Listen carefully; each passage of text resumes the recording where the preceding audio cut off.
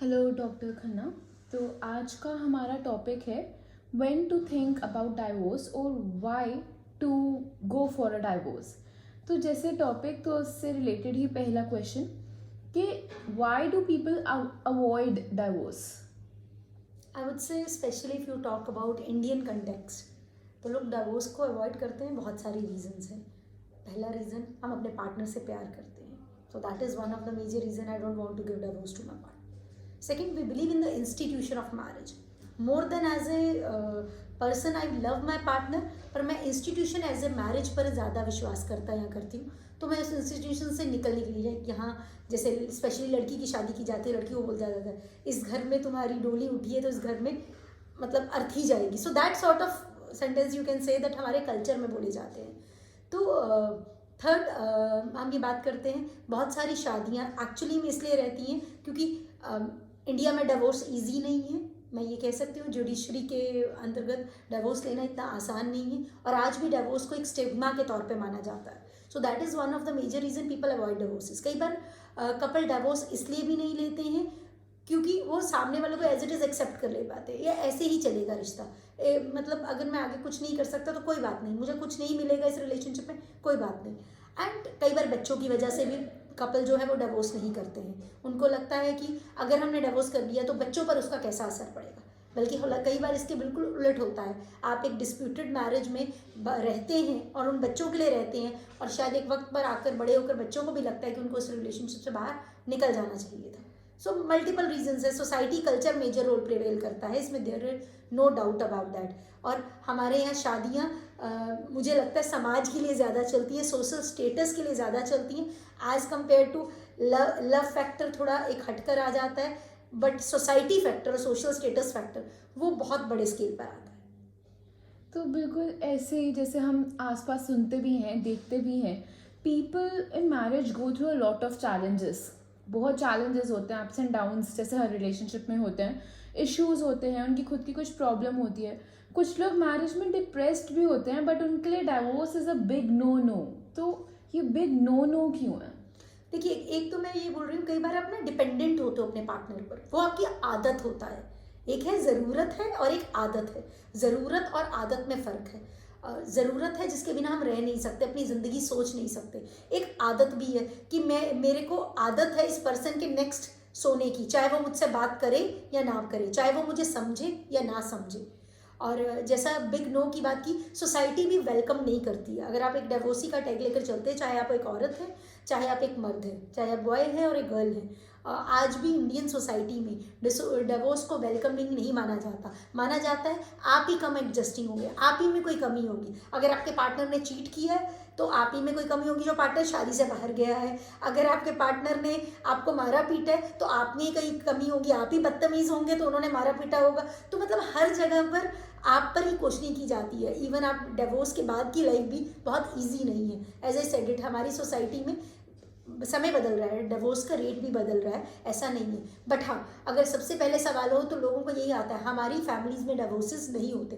किसी भी हाल में कैसे भी करके शादी को संजोए रखना है, चाहे उसमें मल्टीपल अफेयर्स हो, चाहे वो एक्स्ट्रा मैरिटल अफेयर हो, चाहे आपको लग रहा हो आपका मैरिटल रेप हो रहा है हर हफ्ते, पर आपको शादी में रहना है। क्योंकि शादी में अगर स्पेशली अगर हम औरत की बात करें तो हम ये कहेंगे कि आदमी चाहे कैसा भी हो, अच्छा हो बुरा हो, उसका अगर साथ होना ही एक औरत की सेफ्टी और सिक्योरिटी का रीज़न बन जाता है। तो आप इसलिए भी बोल सकते हो कि आप इकोनॉमिक फ्रीडम नहीं है, औरतें इंडिपेंडेंट नहीं है, तो वो डिवोर्स का सोचती नहीं। तो बिग नो कि अगर मैं डिवोर्स ले भी लूँगी तो आगे क्या करूँगी। अगर औरतें पढ़ी लिखी नहीं है तो बिल्कुल लाइफ बहुत ही मुश्किल है। और अगर मान लीजिए पढ़ी लिखी भी है पर आप इंडिपेंडेंट नहीं है, आप सेटल्ड नहीं है प्रोफेशनली ज़्यादा, आपको इतनी ज़्यादा दुनियादारी की समझ नहीं है, आप इतनी ज़्यादा स्मार्ट नहीं है, तो डेफिनेटली हर मौके पर, और डेफिनेटली जब आप एक डिवोर्सी बन जाते हो तो स्पेशली फीमेल के लिए तो मैं बोलूँगी, मैन के लिए वो अवेलेबल हो जाती है women. Like this women is a single women, she is available to the man. तो उनको लगता है कि ये सारे चीज़ें फेस करनी पड़ेंगी, तो इससे अच्छा है जैसे हैं जिस तरह हैं खुश रहें, शादी में रहें और उसे बना के रखें। इसी में शायद सबका भला है, समाज का भी, परिवार का भी, बच्चों का भी, और शायद मेरा भी भला होगा इसमें। तो ये एक सोच अपने आप में आती है। डाइवोर्स से डील कर रहे होते हैं, क्या किसी भी पर्सन को जिसमें हमने इतना ज़्यादा इमोशनल टाइम एनर्जी सब इन्वेस्ट करा होता है, क्या उसको अनलव करना पॉसिबल होता है? देखिए मैं बोलती हूँ अनलव करना पॉसिबल नहीं है, बट हाँ, क्या कहते हैं, जब हम साथ रहते हैं, जब किसी के साथ टाइम देते हैं, तो अपनी एनर्जी और टाइम ज़्यादा स्पेंड कर रहे हैं, तो इन्वेस्टमेंट ज़्यादा कर रहे हैं, तो हमारी एक्सपेक्टेशंस भी उतनी होंगी। जब हम डिवोर्स लेते हैं तो हमारी इन्वेस्टमेंट कम हो जाती है, तो जब हम टाइम, इन्वेस्टमेंट, इमोशंस कम करेंगे तो एक्सपेक्टेशंस भी कम होंगी ऑटोमेटिकली। डेफिनेटली उस सारे प्रोसेस से, वो जिसे बोलते हैं लव से जो डिटैचमेंट तक का जो सफ़र होता है वो आसान नहीं होता। उसमें बहुत सारे अप्स एंड डाउन्स आते हैं, बम्प्स आते हैं, जिसमें हमें समझना होता है चीज़ों को। अगर हम अनलव करना चाहते हैं, डिटैच होना चाहते हैं, तो हम कितनी प्रायोरिटी पर दे रहे हैं उस रिश्ते को, वो एक इम्पॉर्टेंट है। हाँ, बट आप रिश्ते से बाहर निकलने से पहले अपने आप से सोचिए आप क्यों निकलना चाहते हो। अगर आप पार्टनर से प्यार करते हो तो मैं कभी सलाह नहीं दूंगी आप रिश्ते से बाहर निकले, क्योंकि क्या होगा, अलग रहकर भी आप कभी खुश नहीं रहेंगे। तो बेटर है, अगर आप प्यार करते हैं तो पहले आप डिसाइड करिए क्या आप पार्टनर को एज इट इज़ एक्सेप्ट करते हैं, चाहे उसके जिससे भी ट्रेड्स हो, चाहे वो मारने वाला हो, चाहे वो एब्यूजिव हो, चाहे वो इमोशनली एक्सप्लॉइट कर रहा हो, चाहे वो आपको फिजिकली एक्सप्लॉइट कर रहा हो, चाहे वो आपको सेक्सुअली एक्सप्लॉइट कर रहा हो, चाहे जिस तरह का भी आपका रिलेशन, कंपैटिबिलिटी बिल्कुल भी नहीं है। आप डिसाइड करेंगे क्या आप ऐसे रिलेशनशिप में रह सकते हैं या ऐसे रिलेशनशिप के बिना आपकी ज़िंदगी आसान है, क्योंकि पर पर्टिकुलर पर्सन के लिए ये बिहेवियर डिफरेंट हो सकता है। It is different person to person, individual to individual. आप क्या चाहते हैं, आप कैसे कंफर्टेबल हैं, वो सबसे इम्पॉर्टेंट है। और उसी तरह से जब आपको पता है कि मेरे लिए उस इंसान के पास रहना ज़्यादा खतरनाक है या मेरी मेंटल हेल्थ को नुकसान है, तो आप धीरे धीरे अपना एक डिफरेंस और डिस्टेंट बनाते जाएंगे, फिजिकल लेवल पर, मेंटल लेवल पर, इमोशनल लेवल पर। और जैसा मैंने बोला, जब हम इन्वेस्टमेंट करेंगे तो एक्सपेक्टेशंस अपने आप कम होती जाएंगी, और उस इन्वेस्टमेंट को कम करने के लिए अपनी एनर्जीज को डाइवर्सिफाइड करना है, अपनी हेल्थ पर ध्यान देना है, अपने करियर पर ध्यान देना है, अपने सोशल सर्कल में ध्यान देना है, and take relationship as a part of life, not make your whole life. वो एक याद रखिए, क्योंकि जब आप डिवोर्स लेते हैं तो रिश्ता ज़िंदगी का एक हिस्सा बन जाता है, आपकी ज़िंदगी नहीं। और ये बहुत बड़ा सबक एक डिवोर्स देता भी है। मैम, जैसे आपने बोला कि सबके बारे में सोचिए, तो ऐसे में तो सोसाइटी कभी एक्सेप्ट कर ही नहीं पाएगी। और कितनी बार तो ऐसा होता है, the other person is not financially so settled, तो this thought will always hold back. Then how would a person and the relationship? देखिए 60% ऑफ इंडियन पॉपुलेशन में फीमेल्स जो है वो हाउस वाइफ्स है, तो ऐसे में वो डिवोर्स का नहीं सोचती। पर मुझे ऐसा लगता है, क्या आप उस रिश्ते में खुश हैं, आपका खुश होना बहुत ज़रूरी है। तो आप शादी में ही रह के पहले अपनी हैप्पीनेस पर ध्यान दें। आप अपनी मेंटल ग्रोथ, आप physical growth, career growth, spiritual growth, emotional growth, social growth, holistic growth जिसे बोलते हैं, एज अ पर्सन पर ध्यान दें, पर फोकस करें। जैसे ही आप इन एरियाज पर फोकस करेंगे तो आपका क्लैरिटी, लेवल ऑफ क्लैरिटी बढ़ता जाएगा। देखिए करियर एक एस्पेक्ट्स है, पर करियर का मतलब सिर्फ पैसा कमाना नहीं है। पैसा कमाना ज़िंदगी के लिए ज़रूरी है, पर आपका खुश होना उससे भी ज़्यादा ज़रूरी है। तो आप पहले अपने आप को आइडेंटिफाई करिए, आप किन चीज़ों के बिना नहीं रह सकते हैं रिश्ते में, और कौन सी चीज़ें अगर आपको नहीं मिल रही रिश्ते में वो आपके लिए घुटन के तरह है। तो प्लीज़ उन इश्यूज़ को, हर पर्सन के लिए वो इश्यूज़ डिफरेंट हो सकते हैं।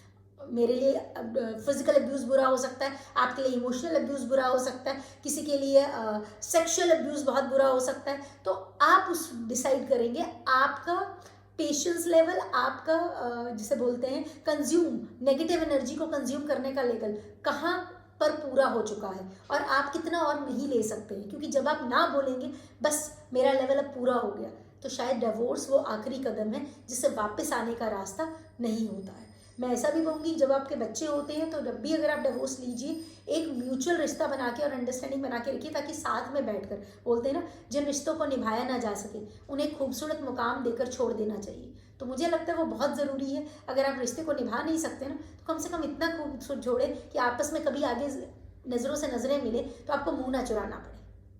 Thank you very much for enlightening us on this topic ma'am.